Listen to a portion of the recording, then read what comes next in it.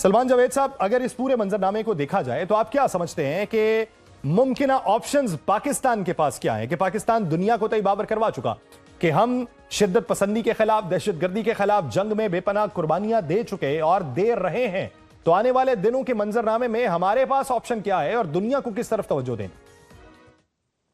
बहुत शुक्रिया। बेसिकली खित्ते के अंदर ये जो एक ग्रेट गेम का मामला है, ये आज का नहीं 18वीं सदी का चल रहा है। और उसके अंदर मुख्तलिफ मुतहारिब ग्रुप या ग्रोह या ममालिक या एम्पायर्स जो हैं वो लड़ती रही हैं। अभी भी कुछ अर्सा पहले तक ये मामला यहाँ पे चलते रहे हैं। तो अगर तो अमेरिकन जो हैं वो इस खित्ते को, जैसे आपने अपने प्रेम्बल में भी कहा, कि इस नज़रिए से देखते हैं या इस तस्वुर के अंदर लेकर आते हैं कि उन्होंने सिर्फ यहाँ पे चाइना कंटेनमेंट पॉलिसी लेकर आनी, तो जाहिर है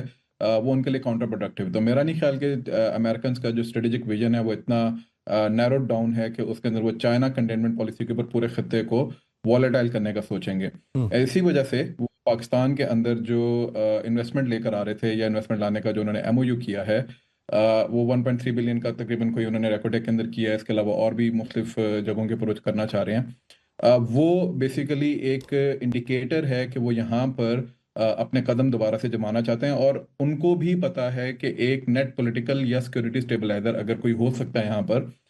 तो वो पाकिस्तान है। अगर पाकिस्तान के अपने हालात इंटरनल और एक्सटर्नल वो थोड़े से स्टेबलाइज रहें। अब इस सारे तनाजुर के अंदर हम ये देखते हैं कि कौन से ऐसे ममालिक या कौन से ऐसे ग्रोह हैं जो कि पाकिस्तान की ये जो नेट स्टेबिलिटी है, ये जो नेट स्टेबिलिटी प्रोवाइडर का जो एक एलिमेंट है, इसको वो सबोटैच करना चाहेंगे। और उसके अंदर फिर हमें नजर आता है कि अफगानिस्तान की जो सॉइल है और उसके अंदर बैठे हुए जो ग्रोह हैं, जिसके अंदर टीटीपी है, जैसे कि दूसरी प्रॉक्सीज हैं, वो कैसे इस्तेमाल होती हैं, और उसमें स्पेशली जो उसके पीछे उनके जो हैंडलर्स हैं, जो उनके मास्टर्स हैं, जो स्ट्रिंग पुलर्स हैं, जो इंडियंस हैं, वो किस तरीके से उसको जो है वो सबोटैच करना चाहेंगे। This is not a story जो कि अभी 2021 के अंदर शुरू हुई, तो पुरानी कहानी है। 2021 के बाद जब से तालिबान ने इसको टेक ओवर किया है, उसके अंदर तो इन्होंने इसको फिर एम्पलीफाई कर दिया, यानी 500 प्लस परसेंटेज के ऊपर जो है वो ले गए हैं टेररिस्ट अटैक्स को। ये तो अभी ऑपरेशन गजबुल हक शुरू हुआ है, तो उसकी वजह से कुछ उसके अंदर ड्रॉप डाउन आया है। तो अमेरिकन को इस बात के ऊपर सोचना चाहिए, अपने स्ट्रेटेजिक विजन का इसको हिस्सा बनाना चाहिए कि पाकिस्तान बिलखसूस और वैसे ओवरऑल इस रीजन के अंदर,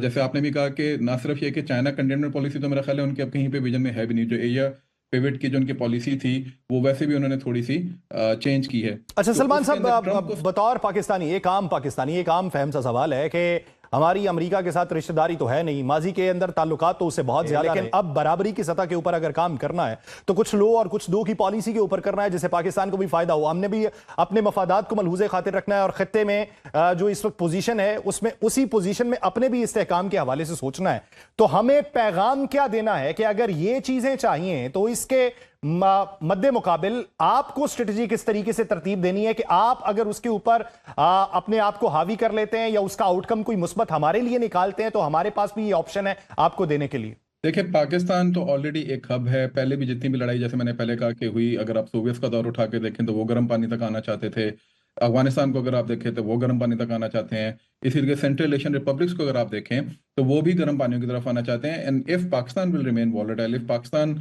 जो है उसको प्रॉक्सी वॉर्स जो है वो फेस करनी पड़ेंगी, तो डेफिनेटली जो सेंट्रल एशियन रिपब्लिक्स भी हैं वो भी दोबारा से रशिया के ऊपर ज़्यादा रिलायंस करना शुरू कर देंगी। चाइना की ऑलरेडी एक इंट्रेंचमेंट है पाकिस्तान के अंदर, चाइना की एक ऑलरेडी एक अच्छी इन्फ्लुएंस है। तो उस इन्फ्लुएंस को भी अगर काउंटर बैलेंस करना चाहते हैं, यानी एक डिप्लोमेटिक एंड के ऊपर भी अपनी सप्लाई चेन को मुस्तहकम करने के लिए अमेरिका, जिसे कहते हैं ना कि कुछ लो और कुछ दो के, और प्रॉफिट के एंगल से उसको देखना चाहता है, कॉस्ट एंड बेनिफिट एनालिसिस के एंगल से देखना चाहता है, तो उसको फिर ये करना पड़ेगा कि पाकिस्तान की वो जो सारी तगो-दो है, पाकिस्तान की जो सारी बात है, पाकिस्तान का जो सारा बयानिया है और एविडेंस है ऑफ कोर्स, कि पाकिस्तान के खिलाफ जिस किस्म की प्रॉक्सी वॉर को लॉन्च किया गया, उसको